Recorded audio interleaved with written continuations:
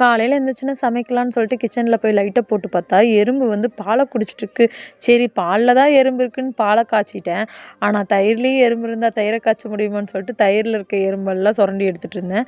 அதுக்கப்புறம் பால் காய்ஞ்சோன்னு ஒரு ஸ்ட்ராங்காக ஒரு காஃபி போட்டு குடிச்சிட்டு தட்டைப்பயிறு குழம்பு சாப்பாடு செய்யலான்னு சாப்பாடு வேலையை ஆரம்பிச்சிட்டேன். தட்டைப்பயிறு எடுத்துகிட்டு இருக்கும்போதே அவனும் எழுந்து வந்துட்டு அம்மா தூக்குன்னு சொல்லிட்டு சினிங்கிட்டு இருந்தான்.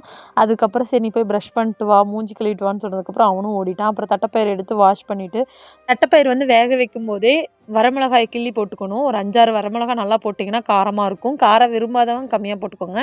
ஒரு தக்காளி, 4-5 பல் பூண்டு போட்டுட்டு அதை வேக வச்சு எடுத்துக்கணும். நான் வந்து 10 விசில் விட்டேன். 10 விசில் விட்டதுக்கே நல்லா மசிச்சு வந்துருச்சு. தம்பியும் ஃப்ரெஷ் ஆகிட்டு வந்ததுக்கப்புறம் அவனுக்கு பால் ஊற்றி கொடுத்தேன். அப்புறம் அவனுக்கு பிஸ்கெட் போட்டு கொடுத்தேன்னு இன்றைக்கி ஒரு அதிசயம் என்னென்னா அவன் பாலை கொட்டாமல் குடிச்சது தான் எனக்கு ஒரு அதிசயமாக இருந்துச்சு. அதுக்கப்புறம் அரிசியும் ஊற வச்சுட்டு போயிட்டு அப்புறம் வெங்காயம் சின்சான்னு பார்த்துட்டே வெங்காயம் தொளிச்சிட்டு இருந்தேன். ஒரு 10 விசில் 15 விசில் விட்டிங்கனாவே தட்டைப்பயிறு நல்லா மசிஞ்சு வந்துடும். இந்த மாதிரி தான் இருக்கணும். அப்புறம் நான் பருப்பு குக்கர்லேயே கடைஞ்சிட்டேன். கடைஞ்சதுக்கப்புறம் தாளிப்பு கொடுக்கலான்னு சொல்லிட்டு தாளிச்சிட்டு இருந்தேன். தாளித்து பருப்பு எடுத்து கொட்டும்போது தம்பி ஃபோனை தூக்கிட்டு ஓடிட்டான்.